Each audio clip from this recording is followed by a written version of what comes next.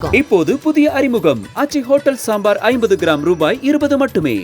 National Arokya expo and நம்ம சென்னையில மணப்பாக்கத்தில் உள்ள Heartfulness Institute, Babuji Memorial Ashram, January 9 to 12. Click the link below and register.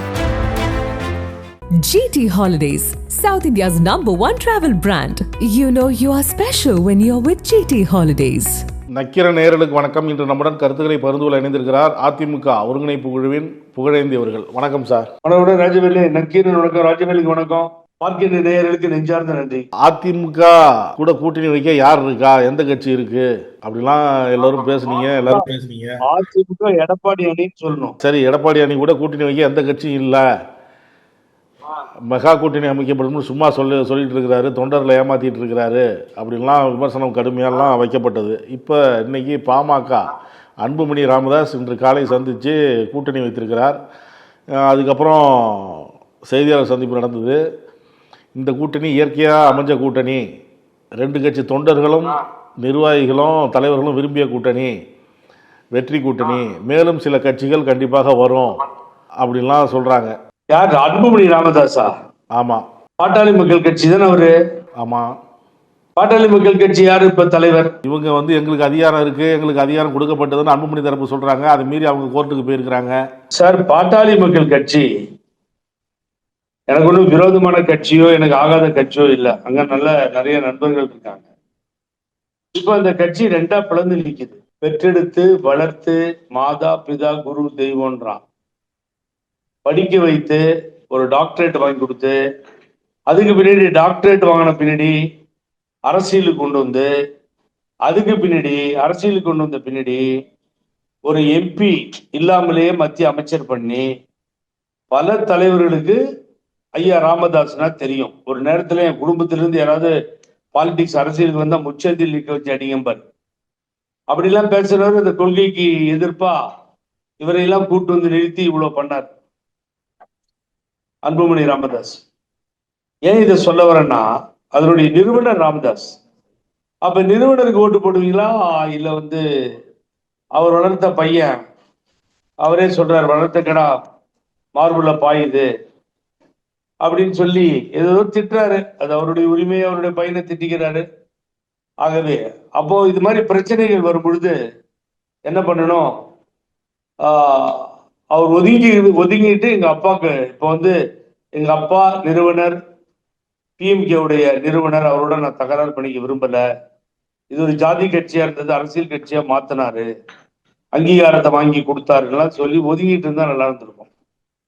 ஒரு வயதானவரோட போய் ஒரு மோதல் தகராறு, உங்க வயசுக்கு ஈக்குவலா இருக்க ஆளை பார்த்து நீங்க மோதிக்கணும். அவருடைய வயதான காலத்துல மோதும் போது அவர் கண்ணை தண்ணி விடுறாரு, அழறார். இது எப்படி அந்த கட்சியில் இருக்க நிர்வாகிகளும் தொண்டர்களும் ஏத்துக்குவாங்கன்னு நினைக்கிறீங்க ராஜவேலு? ஆகவே அப்படிப்பட்ட ஒரு சூழ்நிலை நிலவும் பொழுது யாருக்கு வாக்கு இருக்கிறது பாமகவில் என்பது கேள்விக்குறியாகிவிட்டது. என்னை பொறுத்தவரை இந்த சண்டை நீடிக்குமே ஆனால் பாமகவை சார்ந்தவர்கள் ஓட்டுலாம் போட மாட்டாங்க, அந்த கட்சிக்கே வாக்களிக்க மாட்டார்கள். அகிலேஷ் யாதவ், முலாயம் சிங் யாதவ் கலாட்டா தான் இப்ப இங்க நடந்துட்டு இருக்கு. சோ அதை மக்கள் ஒப்புக்கொள்ள மாட்டார்கள். அங்க இருக்கவங்க ஒரு காலத்துலாங்க என்ன சொன்னாலும் நடக்கும், அப்பா சொன்னா நடக்கும், அப்படி பேசி கூப்பிட்டு அப்பா இப்படி எல்லாம் பண்ணுங்க போங்கன்னா நடக்கும். பட் இப்பெல்லாம் படித்தவர்கள், பகுத்தறிவு மிக்கவர்கள், அந்த குடும்பங்கள்ல டாக்டர், அந்த குடும்பங்கள்ல இன்ஜினியர், அந்த குடும்பத்துல பலர், ஒருத்தர் விடாம பலர் இருக்கிறார்கள். படித்தவர்கள் அதிகமாக இருப்பதால் இளைஞர்கள் பட்டாளம் இருப்பதால் அதையெல்லாம் ஏத்துக்க மாட்டாங்க. ஆகவே இவர் அன்புமணி கூட போய் சேர்ந்தா என்ன, யார் கூட சேர்ந்தா என்ன? ஒரு சின்ன டீல முடிச்சிருக்காரு காலையில. அமித்ஷா கோச்சுக்கிட்டாராம். என்ன கோச்சுக்கிட்டாரான்னா, இப்பதான் பாயிண்ட்டுக்கு வரேன்.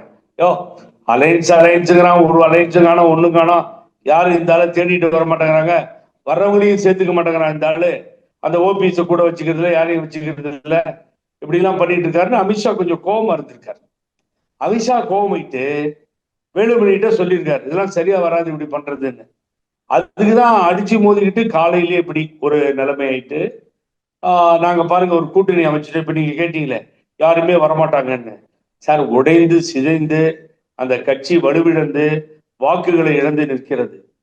ஜி.கே. மணி போன்றவர்கள் கட்சியில ஃபெமிலியரா ஐயா ராமதாஸுக்கு அடுத்த இடத்துல இருக்கிறவங்க, அதே சேலத்தில் இருக்க அருள் எம்எல்ஏ போன்றவர்கள் எல்லாம் அவர் கூட இருக்காங்க, ஐயா கூட இருக்காங்க. இப்ப அன்புமணி ராமதாஸ் வேற குரூப் இருக்கு. இந்த மாதிரி அடிக்கடி அங்க இருக்கிற நிர்வாகிகளும் தொடர்பும் ஏற்றுக்கொள்ள மாட்டார்கள். யாரும் ஓட்டு போட போறது இல்லை. அதனால எந்த பயனும் பழனிசாமி கிடையாது. இது ஒரு பயாஸ் கோப்பு காலையிலேயே காமிச்சிருக்காங்க. அவ்வளவுதான். இது கூட்டணி இல்லை. கூட்டணி அடிச்சுக்காம கொள்ளாம ஸ்ட்ராங்கா இருக்க கட்சியோட போய் கூட்டணி வச்சிருக்கணும். இதை கான்சன்ட்ரேட் பண்ணி ஒழுங்கா தேமுதிகவோட போய் நீங்க பேசி அவங்களுக்கு கொடுக்க வேண்டிய ராஜ்யசபா சீட்டை கொடுக்குறேன்னு கன்ஃபார்ம் பண்ணி அங்க போயிருந்தீங்கன்னா கரெக்டா இருந்திருக்கும். ஆனா அந்த கட்சியை மதிக்கிறது இல்லை. ஏன் மதிக்கிறது இல்லை? அந்த கட்சி அவருடைய சன்னு கேப்டன் சன்னு நின்று சிவகாசி விருதுநகர் பக்கம் 2வது இடத்துக்கு போயிட்டாரு. மார்ஜின்ல இருந்து தோக்குறாரு. அவர் ஒத்துக்கிறது இல்லை. ஏன்னா இங்க ஜாதி அடிப்படையில பழனிசாமிக்கு எடப்பாடியில வன்னியர்கள் ஓட்டு இருக்கு அப்படின்னு வன்னியர்களை ஏமாத்துறதுக்காக எடுத்த முடிவு. நடக்காது ராஜா. யாரும் ஓட்டு போட மாட்டாங்க. அன்புமணி ராமதாஸால இப்ப ஓட்டு எல்லாம் வாங்க முடியாது. ஆகவே நீ சின்ன வச்சுக்கோ, சின்ன இல்லாம வச்சுக்கோ, அதே நான் நினைக்கிறேன். சின்ன கையில எடுத்து பானை சின்னன்னு கையில வச்சு அதை நிலைநிறுத்தி ஷார்ட் பீரியட்ல ஜெயிச்சு சாதனை படைத்தவர் திருமாவளவன், விடுதலை சிறுத்தைகள் கட்சி. அம்மா ஒரு காலத்துல கும்பகோணத்துல கேண்டிடேட் வந்து மாத்தி போட்டப்போ வாழைப்பழத்தை சின்னமா வச்சு அதுல ஜெயிக்க வச்சாங்க. இதெல்லாம் வரலாறுகள் பேசும். ஆகவே இங்கே பழனிசாமிக்கு இது கூட்டணி இல்லை. இது ஒரு சிதைந்து போன கட்சி. கட்சி இருக்கா இல்லையான்னு தெரியல. ஒரே கெலட்டாவா போயிட்டு இருக்கு. எலெக்ஷன் கமிஷன் ஸ்டில் பெண்டிங் இருக்கு. டிஸ்பியூட்ல ஏகப்பட்ட பிரச்சனை இருக்கு. ராமதாஸுக்கு ஓட்டு போடுவாங்களா, அன்புமணி ராமதாஸுக்கு ஓட்டு போடுவாங்களான்னு எனக்கு தெரியாது. அந்த கட்சி தான் 17 தொகுதிகள் ஒரு ராஜ்யசபா சீட்டு அப்படிலாம் தகவல் வெளியாகுது. அதை எப்படி பாக்குறீங்க? அந்த அப்பா ஓட்டு தானே சார் ராஜ்யசபா சீட்டு. கட்சிக்காரன் எங்க சார் அனுபவிக்க முடியும்? ஏற்கனவே ஒரு தடவை ராஜ்யசபா சீட்டு அன்புமணி ராமதாஸுக்கு, அப்புறம் வாசனுக்கு ஒரு சீட்டு, 5 வருஷம் வேஸ்ட் பண்ணது முனுசாமி ஒரு சீட்டு, அப்புறம் முஸ்லீம் நண்பர் அவருக்கு ஒரு சீட் கொடுத்து இறந்து போயிட்டாரு. இப்படிதானே ராஜ்யசபா கட்சிக்காரன்.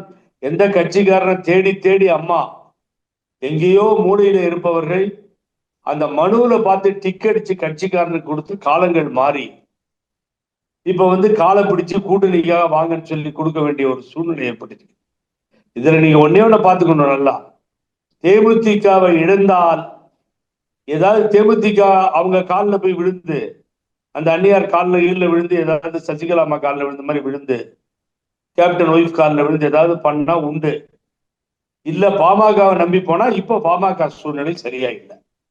ஆகவே இருக்கிறத விட்டுட்டு எதையோ மோடி போய் பிடிச்சானா அந்த கதை வெரி கிளியர். நீங்க சொல்றீங்க பாமக இந்த கூட்டணி வந்து ஒரு சக்சஸ் ஆகாது, ஓட்டுலாம் விடாது அப்படின்னு சொல்றீங்க. ஆனால் அவங்க 2 பேரும் இது வெற்றி கூட்டணி, இது இயற்கையான கூட்டணி அப்படின்னு சொல்றாங்க. அது பொறுத்து வந்து பார்ப்போம். நேற்றைய தினம் ஆளுநர் அவர்களை எடப்பாடி பழனிசாமி சந்தித்தார். ஆளும் திமுக அரசுக்கு எதிராக புகார் கொடுத்துருக்கிறார். 4 லட்சம் கோடி அளவுக்கு ஊழல் நடந்திருக்கு, மோசடி நடந்திருக்கு அப்படின்லாம் சொல்லி துறை வாரியாக எவ்வளவு ஊழல் நடந்திருக்கு அப்படின்லாம் சொல்லி கொடுத்துருக்கிறார். இது ஓய்வு பெற்ற நீதிபதி தலைமையில் விசாரணை அமைக்கணும் அப்படின்லாம் வலியுறுத்தியிருக்கிறார். எப்படி பார்க்குறீங்க? இதுவும் கொடுப்பாங்க, இன்னமும் கொடுப்பாங்க. இது ரொம்ப கம்மி. என்னன்னா திடீர்னு போலீஸ் ஸ்டேஷனுக்கு ஒருத்தன் வந்தானா, அவன் நிறைய திருடுறவன், அந்த நகையெல்லாம் திருடுறாள், பிக் பாக்கெட் அதெல்லாம் பண்றவன் நிறைய. அவன் தானே என்னடா அப்படின்னு இருக்கு. சார் என் பர்ஸை காணோம். நானும் ஏன்டா ஊரா பர்ஸ் அடிக்கிறது தானே உனக்கு வேலை, உன் மேலே தானே கம்ப்ளைண்ட் வரும். நீ வந்து பர்ஸ் அடிச்சாங்கன்னு கம்ப்ளைண்ட் சொல்றிய, நீயே ஒரு சீட்டிங் பேர் வழி, நீ என்ன வந்து கம்ப்ளைண்ட் கொடுக்குறேன்னு சொல்லி. இல்லை சார் என்ன வந்து உங்களுக்கு தெரியாது பாருங்க அப்படின்னு சொல்லி சும்மா ஒரு கம்ப்ளைண்ட், பொய் கம்ப்ளைண்ட். அது மாதிரி பொய்யோ நிஜமா கொடுக்குறான். எந்த காணுங்க அப்படின்னு. ஏங்க 4.5 வருஷம் ஆச்சுங்க. 4 வருஷத்துக்கு முன்னாடி போன தேர்தல் பிரச்சாரத்துல இவங்க நடந்த ஊழலை பத்தி இந்த நாட்டினுடைய முதலமைச்சர் அன்றைய எதிர்கட்சி தலைவர் பேசும்போது மிக தெளிவா சொன்னார் மு.க. ஸ்டாலின் அவர்கள்.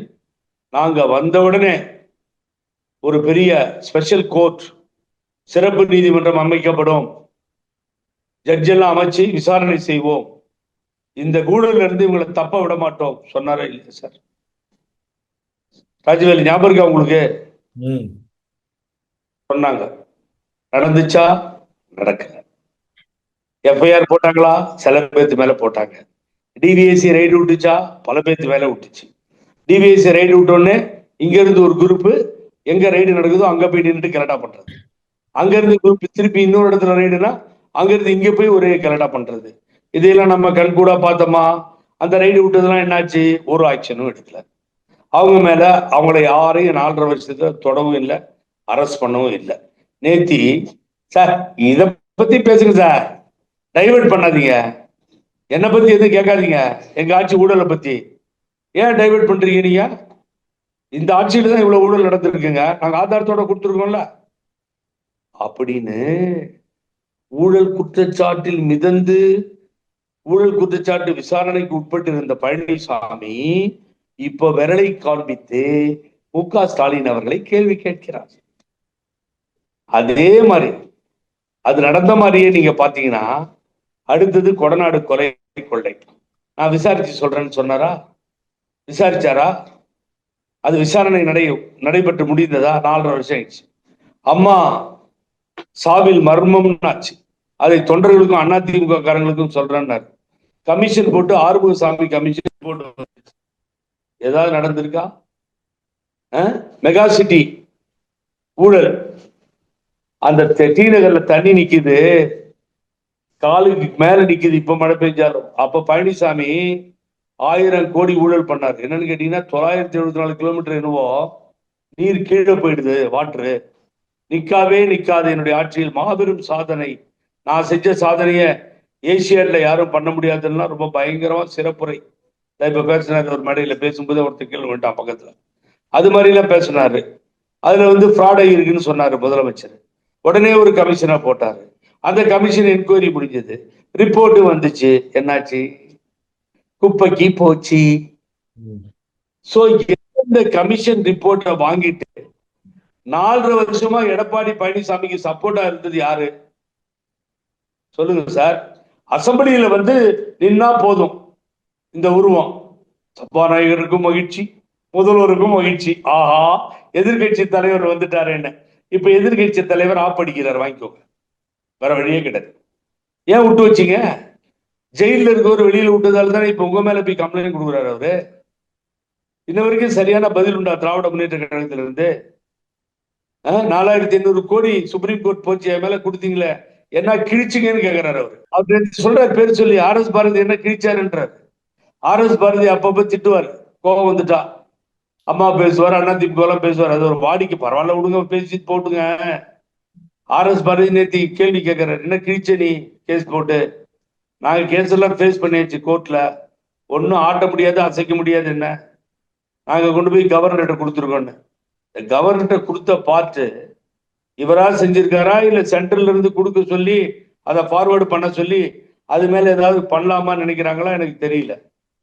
சோ ஆக்ஷன் எடுக்க வேண்டியவங்க தூங்கிட்டாங்க. நல்ல பொழுதையெல்லாம் தூங்கி கெடுத்தவர்கள் தானும் கெட்டதோடு நாட்டை கெடுத்தாரு தலைவர் பாடுவார். ஆகவே தூங்கிட்டு எடப்பாடியை பாதுகாத்தாங்க 4.5 வருஷமா. இப்ப எலெக்ஷன் கிட்ட வர வர அவரு அமித்ஷா கொடுத்த ஐடியாவோ பாரதிய ஜனதா கொடுத்த ஐடியாவோ தெரியாது. உள்துறை அமைச்சர் அமித்ஷாஜி கொடுத்த தெரியாது, யார் கொடுத்த ஐடியா புரியாது. இப்ப போயிட்டு கவர்னர்கிட்ட ஸ்பைரல் பைண்டிங் ஒண்ணு பண்ணி இவ்வளவு ஊழல் பண்ணிருக்காங்கன்றாரு. அப்ப மருத்துவத்துறை ஊழல், அந்த கல்லூரிகள் மேல நடந்த ஊழல், அதுக்கு பின்னாடி எல்லா டிபார்ட்மெண்ட்லயும் ஊழல் ஊழல் ஊழல் ஊழல். 4.5 வருஷமா எவ்வளவு ஊழலை பட்டியலிட்ட திராவிட முன்னேற்ற கழகம் வாயெடுத்து போயிருப்பது ஏன் சொல்லுங்க பாப்போம். அவர் உத்தமர் போல, இப்போ ஊரை ஏய்ப்பவன் உத்தமன் போல, ஊழல் செய்தவன் உத்தமன் போல அப்படின்ற மாதிரி உத்தமன் போல நடிக்கிறார் ஆகவே நேற்றைய புகாருக்கு காரணம் பழனிசாமி அல்ல. பழனிசாமி ஜெயிலில் இருக்க வேண்டிய நபர், ஊழல் செய்தவர். பிடபிள்யூ எல்லாத்திலையும் பிடபிள்யூடி ஹைவேஸ் அத்தனையிலையும் ஊழல் அவர் தான் பண்ணாரு. அதுக்கு பக்கபலமா உள்ளாட்சி தேர்தல் துறையில நம்ம வேலுமணி கூட இருந்தாரு. டாஸ்மாக இபியும் தங்கமணிக்கு இருந்தது. அதுல நிலக்கரி வாங்கினதுல ஊழல்னு சொன்னோம். என்ன சார் இது? மருத்துவத்துறையில ஏகப்பட்ட ஊழல் சார். இடி வரைக்கும் போச்சு, இன்கம் டாக்ஸ் வரைக்கும் போச்சு. டிவிஎஸ்சில ராஜவேல் ஒரு விஷயம் சொல்றேன், டிவிஎஸ்சி உள்ள போனீங்கன்னா அந்த ஆபீஸ்ல யாராவது இருந்தா லிங்க் இருந்தா நீங்க கேளுங்க. நிச்சயமா ஒரு நக்கீரன் கோபால் சாருக்கெல்லாம் தெரிஞ்சிருக்கும், கேளுங்க. 1000 டுகெதர், அதாவது 1000 பேப்பர்ஸ் கிடக்குது. நான் என்ன 161 ஸ்டேட்மெண்ட் கொடுக்க போயிருந்தேன். அப்போ அவர் சொல்றாரு ஆபீசர், சார் ஒரே ஒரு போன் பண்ண சொல்லுங்க, 10 பேரை தூக்குறோம் 1 மணி நேரத்துல, 10 பேரை கொண்டு வந்து ஜெயில நாங்க போடுறோம் அப்படின்னு சொன்னார். அவர் ஏன் நடவடிக்கை எடுக்கவில்லை? பழனிசாமி மீது என்ன மெர்சி, பழனிசாமி மீது என்ன அன்பு, இப்படி யார் எடுக்க சொன்னார்கள், யார் புகார் கொடுக்க சொன்னார்கள் ஆளுநரிடத்தில், இதெல்லாம் இப்ப கேள்விக்குறியாகிறது. ஆகவே நேற்றைய புகாரில் உண்மை இருக்குதோ இல்லையோ தெரியாது சார். திருடன் தப்பிச்சு வெளியே வந்துட்டான் சார். இவன் திருடன் என்ன பண்றான், போலீஸ்ல போய் இன்னொரு ஆளை திருடன் காமிக்கிறான், அவ்வளவுதான் வித்தியாசம். Very simple. ஆகவே இதற்கு காரணம் திமுக பழனிசாமி அல்ல, நேற்று தினம் கொடுத்திருக்கின்ற புகார். அந்த பாமக அதிமுக கூட்டணியில தான் ஒரு கேள்வி. இப்போ ராமதாஸ் வந்து என்ன சொல்றாரு, அவங்க அன்புமணி போய் பேசுனது சட்டவிரோதம், நீதிமன்ற அவமதிப்பு. அவர் எப்படி போய் சட்டவிரோதம் சொல்ல முடியும்? ஒருத்தர் சந்திக்கிறது என்ன போய் சட்டவிரோதம் இல்ல, கூட்டணி தொடர்பாக இந்த ஒப்பந்தம் போட்டாங்கல்ல. ஆமா சார், அந்த ஆள் தான் பொதுக்குழு நடத்தி டெம்பரவரியா ஒரு ரெகக்னேஷன் மாதிரி வாங்கிட்டு வந்துட்டார்ல, அதனாலதான் அவர் போறாரு. அதெல்லாம் இவர் பேசினா வேலைக்கு ஆகாது. இவர் தான் அழுதுட்டார்ல, அழுதுலயே பூரா 80-90% பாட்டாளி மக்கள் கட்சி அந்த வாக்குகள் அப்படியே ராமதாஸ் பக்கம் திரும்பிடுச்சு. இது மாதிரி சட்டம் பேசிட்டு என்ன பண்றது, அது தேவையில்லை. அதெல்லாம் நிக்காது ராஜவேல். டோன்ட் ஸ்டாண்ட், அது விட்டுருங்க. அது அவர் தெரியாம சொல்றாரு. அவர் சட்டப்படி பேசக்கூடாது, இது பண்ணக்கூடாதுன்னு. ஏன்னா அவர் பேசினா என்ன, ஓட்டே இல்லைங்க, பேசுறேன் என்ன பேசாட்டின என்ன, அதானே நான் சொல்லிட்டு இருக்கேன். எங்க ஓட்டு போடுறேன்றாங்க உங்களுக்கு அங்க இருக்கவங்க, அவங்கள்ட்ட போய் பேசுங்க, சொல்லுவாங்க. தலையில அடிச்சுட்டு அவங்களும் வருத்தப்பட்டு வீட்டுல உட்காந்துட்டு இப்படி அப்பனும் பிள்ளையும் அப்புறமா அவங்க அக்காவும் அடிச்சுக்கிறத பார்த்து 2 பேரும் கிளைம் பண்ணாங்க. அப்புறம் அக்கா வேற இருக்காங்கல்ல, அதுல காந்தி அவங்க வேற இருக்காங்கல்ல. சோ அது போட்டி மாதிரி போச்சு அங்க உள்ளேயே, கட்சி உள்ளேயே. ஆகவே அந்த கட்சியில இருந்துலாம் நீங்க எதையுமே எதிர்பார்க்காதீர்கள். அதை ஐயா ராமதாஸ் வருத்தப்பட வேண்டிய அவசியமே இல்லை. ஏன்னா ஓட்டு அன்புமணி ராமதாஸுக்கு விழாது, அவருக்கு விடுறது கஷ்டமா இருக்கு. ஆகவே கட்சி உடைந்து சிதைந்து இருக்க நிலையில் அமித்ஷாவை மகிழ்ச்சி செய்வதற்காக, அமித்ஷா கிட்ட நல்ல பேர் வாங்குறதுக்காக, இன்னைக்கு போறப்போ ஒரு கூட்டணியை நாங்க சேர்த்துட்டோம்னு சொல்றதுக்காக அமித்ஷா காலிலே விழுந்து இதை சமர்ப்பிப்பதற்காக காலையிலே எடுக்கப்பட்ட அவசரமான முடிவு. இதிலே எவ்வளவு பெட்டி கைமாறியது, கெட்டியாக இருந்ததா பெட்டி கைமாறியதா எனக்கு தெரியாது. இந்த நிலையில் பெட்டியை கொடுத்தால் அவனை விட முட்டாள் எவனுமே நாட்டில் இருக்க முடியாது. ஆகவே என்ன நடந்ததுன்னு புரியல. பேருக்கு ஒரு அலையன்ஸை பண்ணி அதை எடுத்துட்டு போய் டெல்லியில காமிக்கிறதுக்காக 3 கார் மாறி செல்வதற்காக டெல்லி சென்று விட்டார் அன்பு நண்பர் பழனிசாமி. அவ்வளவுதான் வச்சு. கருத்துக்களை பகிர்ந்து கொண்டதற்கு நன்றி சார். மிக்க நன்றி ராஜவேலு. அருமையான நேரத்தில் சரியான பாயிண்ட்டை ரைஸ் பண்ணீங்க. ஆகவே ஊழல் புகார் கொடுப்பதற்கு பழனிசாமிக்கு தகுதி இல்லை. ஊரே சிரிக்குது உன்னை பார்த்து, ஊழலிட்டு லாபம் என்ன, என்னை பார்த்து ஒரு பாட்டு வரும் அட்டகாசமா, தலைவர் பாடின பாட்டு தான்.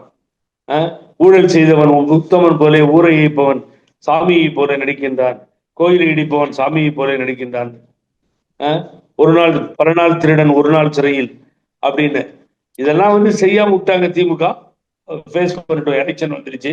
யார் ஊழல் செய்தார்கள், யார் ஊழல் செய்யவில்லை என்பதை எண்ணி பார்க்கும் பொழுது புதுசா ஒரு கட்சி அவங்க கருத்தை சொல்லுவாங்க. ஆகவே தேர்தல் சூழ்நிலை இப்படி போய்கொண்டிருக்கிறது. பழனிசாமி விட்டு வைத்தது தப்பு என்பதை திமுக உணரட்டும். இதைதான் 100 தடவை சொன்னேன். ஆரம்பத்திலிருந்து முதல்வருக்கு வேண்டுகோளா வச்சேன், கேட்கல. உங்களை திருடர்கள் என்று பழனிசாமி சொல்லுவதுதான் வேடிக்கையாக இருக்கிறது. பார்க்கின்ற நேயர்களுக்கு நெஞ்சார்ந்த நன்றி, வணக்கம். உங்களுக்கும் நன்றி, வணக்கம். நக்கீரன் டிவிக்கு சப்ஸ்கிரைப் செய்யுங்கள். உங்கள் ஆதரவே எங்கள் பலம். ஆசிரியர்களுக்கு நண்பனாகவும் மாணவர்களுக்கு ஆசானாகவும் திகழும் தேர்வு வழிகாட்டி. ஒவ்வொரு பாடத்திற்கும் அனுபவமிக்க ஆசிரியர்களின் துல்லியமான தெளிவான விடைகள். CNC இருக்கு, தேர்வு பயம் எதற்கு? இது தீரன் பப்ளிஷிங் ஹவுஸ் விற்பனை வெளியீடு.